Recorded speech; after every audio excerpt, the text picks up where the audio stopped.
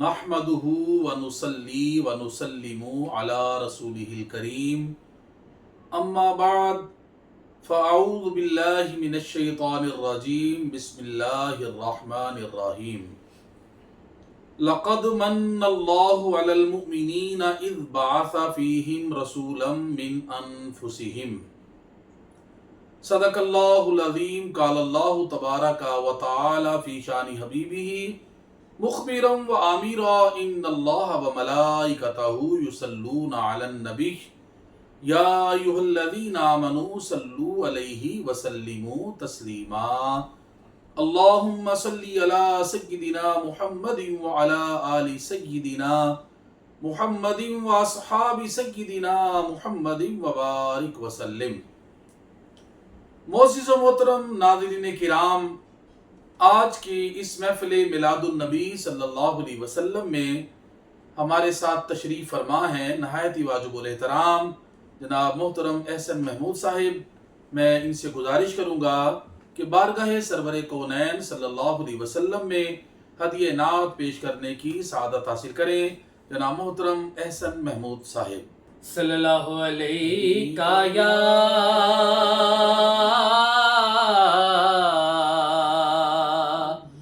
یا رسول اللہ وسلم علیکہ یا حبیب اللہ۔ زمین و زمان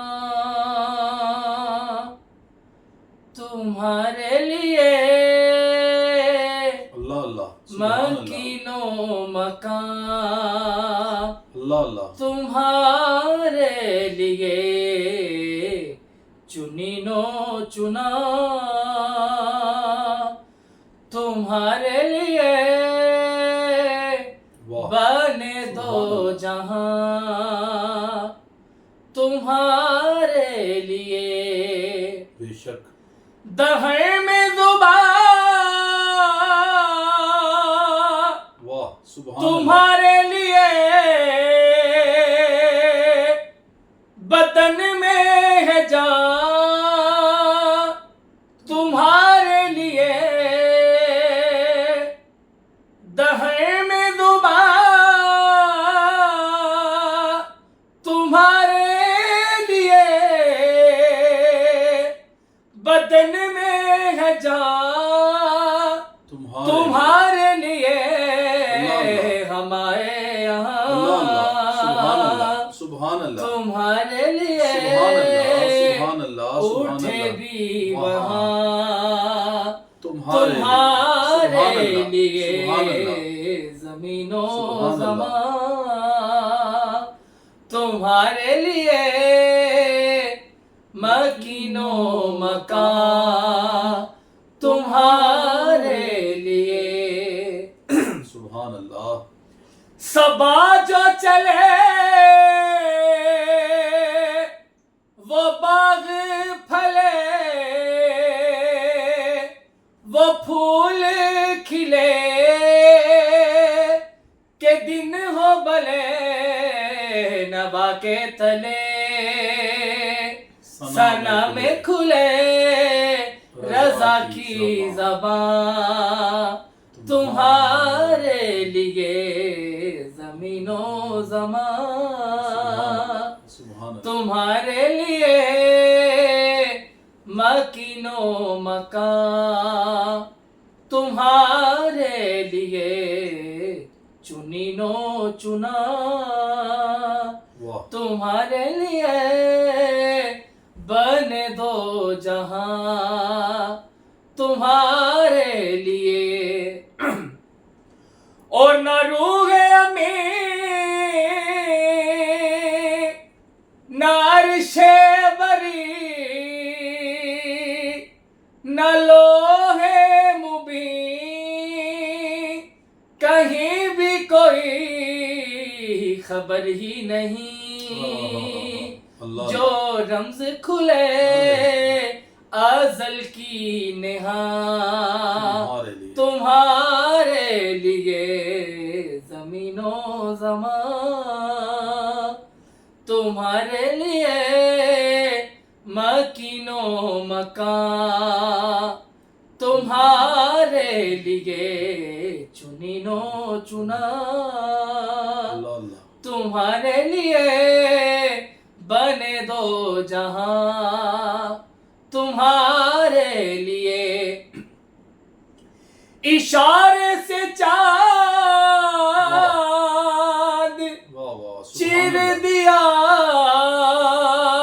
چھپے ہوئے چھپے ہوئے خور اللہ اللہ کو پھیر دیا،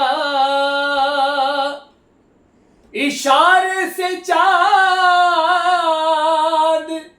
چیر دیا، اللہ اللہ چھپے ہوئے خور کو پھیر دیا، گئے ہوئے دل کو اثر کیا، سبحان اللہ یہ سبحان تاب و اللہ تباں سبحان اللہ سبحان اللہ تمہارے لیے واہ واہ واہ سبحان زمین اللہ و سبحان اللہ زمان، واہ واہ واہ واہ تمہارے لیے مکین و سبحان اللہ مکان، تمہارے لیے چنین و چنا، سبحان تمہارے لیے بنے دو جہاں، تمہارے لیے دہن میں زبان، تمہارے لیے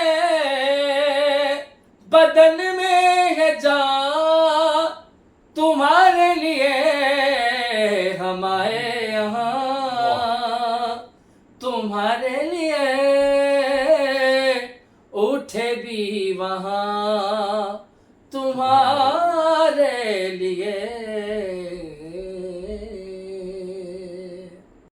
نہایت ہی خوبصورت انداز میں جناب احسن محمود صاحب بارگاہ سرور کونین صلی اللہ علیہ وسلم میں ہدیہ نعت پیش کرنے کی سعادت حاصل کر رہے تھے۔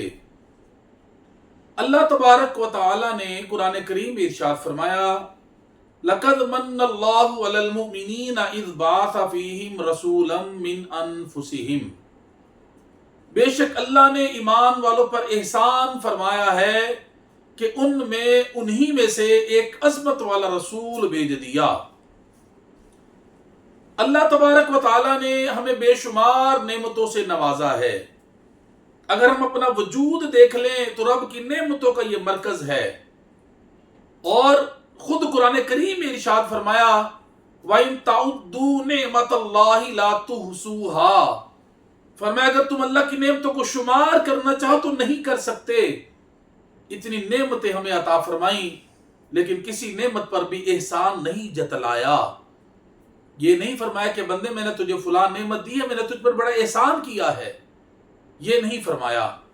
لیکن جب اپنا محبوب صلی اللہ علیہ وسلم ہمیں عطا فرمائے، ہم میں بھیج دیے، تو پھر فرمایا لَقَدْ مَنَّ اللَّهُ عَلَى الْمُؤْمِنِينَ إِذْ بَعَثَ فِيهِمْ رَسُولًا، بے شک اللہ نے ایمان والوں پر احسان فرمایا ہے، ان میں ایک عظمت والا رسول بھیج دیا ہے۔ یعنی ایمان والوں پہ اللہ نے احسان فرمایا ہے کہ آقا علیہ السلام ہم میں تشریف لے آئے۔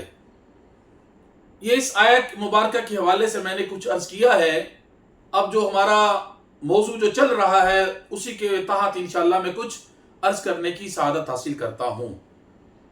جناب سیدنا عبداللہ رضی اللہ تعالیٰ عنہ جب بچپن کے ایام گزارنے کے بعد آپ جوانی کی طرف بڑھنے لگے تو آپ سے کئی عجائبات کا ظہور ہونے لگا۔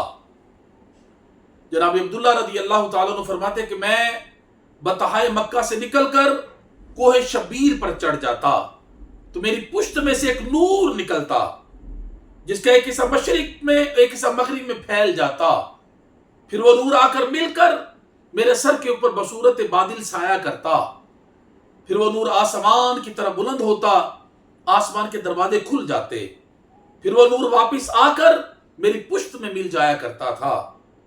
آپ فرماتے ہیں کہ جب میں زمین پہ بیٹھتا تو زمین سے آواز آتی اے وہ ذات، اے وہ ہستی، آپ پر ہمارا سلام ہو کہ آپ کی پشت کے اندر نبیوں کے سلطان صلی اللہ علیہ وسلم کا نور جلوہ گر ہے۔ آپ فرماتے ہیں میں خشک درخت کے پاس سے گزرتا تو وہ سرسبز و شاداب ہو جاتا، اپنی ٹہنیاں مجھ پر ڈال دیتا. فرماتے میں خشک زمین پر بیٹھتا تو میرے بیٹھنے کی برکت سے وہ بھی سرسبز ہو جایا کرتی. آپ فرماتے کہ میں لات و عزا بتوں کے پاس سے گزرتا تو بت چیختے چلاتے تھے, کہتے تھے عبداللہ ہم سے دور ہو جا, تمہاری پشت کے اندر ایک ایسے نبی کا نور جلوہ گر ہے کہ جب وہ نبی دنیا میں تشریف لائیں گے تو ان کے ہاتھوں سے ہماری اور دنیا کے تمام بتوں کی ہلاکت ہو جائے گی. اب یہ آپ کی عجائبات پوری دنیا میں مشہور ہو گئے. آپ کے زیارت کرنے کے لیے, آپ کے چہرے مبارک کی زیارت کرنے کے لیے دور دور سے لوگ آنا شروع ہو گئے, اور یہودیوں کے عالم بھی آئے, تورات و زبور کے جناب گرامی عالم بھی آئے, زبور و صحائف کے لیکچرار بھی آئے, تورات و انجیل کے جو پڑھنے والے تھے, ماننے والے تھے, وہ بھی آئے, عرب کے لوگ بھی آئے. آ کے آپ کی زیارت کرتے تو یہ علماء اور راہبین, پادری جب آپ کی زیارت کرتے تو کہتے کہ یہ جو نور ہے یہ عبداللہ کا نور نہیں ہے جو ان کی پیشانی میں چمک رہا ہے. لوگ پوچھتے یہ کس کا نور ہے؟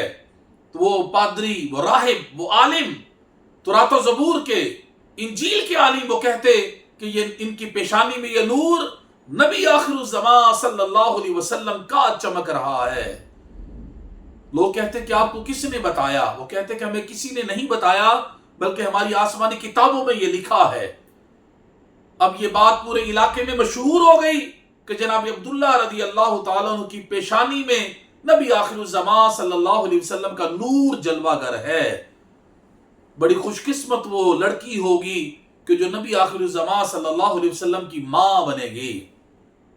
اب ہر قریشی, ہر زمیندار, ہر مالدار, ہر جگیردار, ان کی یہ تمنا بن گئی کہ ہائے کاش جناب عبداللہ ہمارے داماد بن جائیں.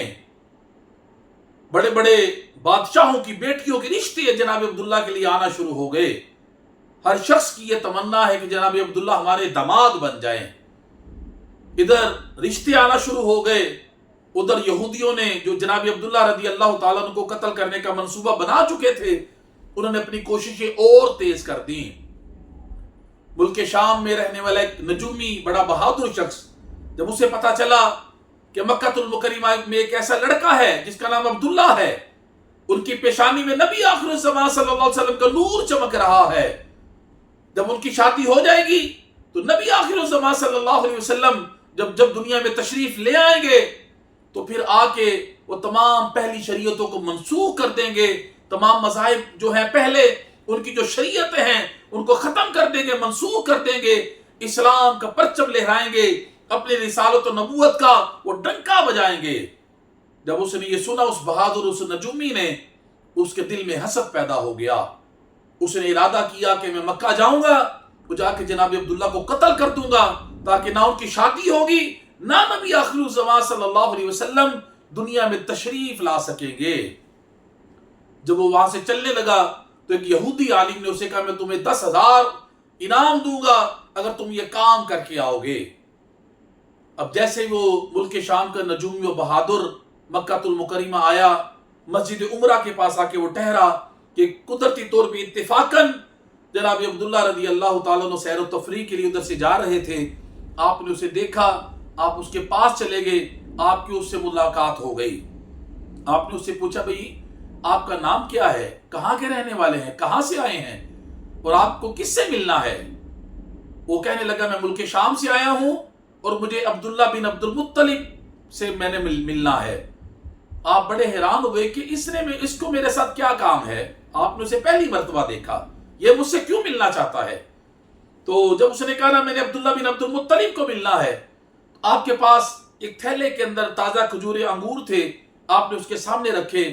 آپ فرمایا بھائی آپ یہ کھائیں تو میں جا کے ابھی عبداللہ بن عبد المطلب کا پتہ کر کے آتا ہوں, تو انشاءاللہ میں کوشش کروں گا کہ انہیں ساتھ لے کر آؤں. آپ بہت لمبا سفر کر کے آئے ہیں, آپ تھکے ہوئے ہیں, آپ کو بھوک بھی لگی ہوگی, آپ یہ کھائیں تو ابھی اس کا پتہ کر کے جناب عبداللہ کا پتہ کر کے کوشش کروں گا ان کو ساتھ لے کر ہی میں آؤں. آپ نے یہ کہا اور وہاں سے تشریف لے گئے. مکہ المکرمہ آئے, آ کے مختلف قسم کے تازہ کھانے اس کے لیے بنوائے, تازہ قسم کے پھل آپ نے لیے, وہ لے کے آپ اس جگہ پہ واپس تشریف لے آئے. اور آ کے اس کے سامنے اپنے وہ کھانے رکھ دیے۔ وہ حیران ہو گیا، وہ کہنے لگا میں نے آپ سے عبداللہ بن عبد المطلب کا پوچھا ہے کہ آپ میری خدمت میں مصروف ہو گئے ہیں، اگر آپ نے نہیں بتانا تو میں کسی اور سے پوچھ لیتا ہوں۔ آپ فرمانے لگے نہیں، پہلے آپ کھانا کھائیں، انشاءاللہ میں ابھی آپ کو عبداللہ بن عبد المطلب سے ملوا بھی دوں گا۔ وہ خوش ہو گیا، اس نے کھانا تناول کیا۔ جب کھانا کھا لیا آپ نے بڑے پیار سے اس سے پوچھا آپ یہ بتائیں کہ آپ کو عبداللہ بن عبد المطلب سے کام کیا ہے؟ وہ کہنے لگا آپ میرے محسن ہیں، آپ نے میری بڑی خدمت کی ہے، اب آپ سے کیا چھپانا، آپ جیسی عظیم ہستی سے اتنا نورانی چہرہ ہے مبارک ہے آپ کا، آپ سے کیا چھپانا۔ وہ کہنے لگا میں عبداللہ بن عبد المطلب کو قتل کرنے آیا ہوں، مجھے ایک یہودی عالم نے 10,000 انعام دینے کا اس نے مجھ سے وعدہ کیا ہے کہ میں عبداللہ بن عبد المطلب کو اگر قتل کر کے آؤں گا مجھے وہ انعام دے گا۔ آپ نے یہ سنا تو مسکرا پڑے، مسکرا کر فرمایا لو پھر تلوار نکال لو اور میری گردن اڑا دو۔ وہ حیران پریشان ہو گیا، وہ کہنے لگا حضور آپ یہ کیا کہہ رہے ہیں؟ آپ فرمانے لگے کہ جس عبداللہ کی تمہیں تلاش ہے نا عبداللہ میں ہی ہوں، اتارو میری گردن، انعام جا کے حاصل کر لو۔ جب آپ نے یہ فرمایا اس کی آنکھوں میں آنسو آ گئے، وہ رو کے کہنے لگا کہ آپ جیسی عظیم ہستی، آپ جیسے نورانی چہرے والی عظیم ہستی، جن کا چہرہ مبارک اتنا نورانی ہے، جن کا اخلاق اتنا اچھا ہے، جو اتنے مہمان نواز ہیں، کہنے لگا آپ جیسی ہستی کی اطاعت تو ہو سکتی ہے، پیروی تو ہو سکتی ہے، ان کی غلامی تو ہو سکتی ہے، لیکن آپ جیسی ہستی کو میں قتل نہیں کر سکتا۔ وہ کہنے لگا لعنت اس یہودی پر کہ جس نے مجھے انعام کا لالچ دے کر مجھے مکہ المکرمہ بھیجا ہے۔ ہاتھ جوڑ کے آپ کے قدموں میں گر کے وہ معافی مانگنے لگ گیا، کہنے لگا حضور مجھے معاف کر دیں۔ آخر میں جا میں نے تجھے اللہ کی خاطر معاف کیا۔ پھر وہ وہاں سے واپس ملک شام چلا گیا۔ اس کے بعد پھر کیا ہوا انشاءاللہ یہ نیکسٹ ویڈیو میں بیان کیا جائے گا۔ آپ ضرور ہماری ساری ویڈیوز جو بن رہی ہیں آج کل ربیع الاول شریف کے حوالے سے، حضور علیہ السلام کی آمد سعید کے حوالے سے، ان کو لازمی مکمل دیکھیں، انشاءاللہ تبارک و تعالی آپ کو ساری تاریخ کا پتہ چلے گا۔ اور ویڈیو مکمل دیکھنے کے بعد لائک، کمنٹس اور شیئر بھی ضرور کریں۔ اللہ تبارک و تعالی ہم سب کو حضور علیہ السلام کی سیرت طیبہ پہ عمل کرنے کی توفیق عطا فرمائے۔ وما علینا الا البلاغ المبین۔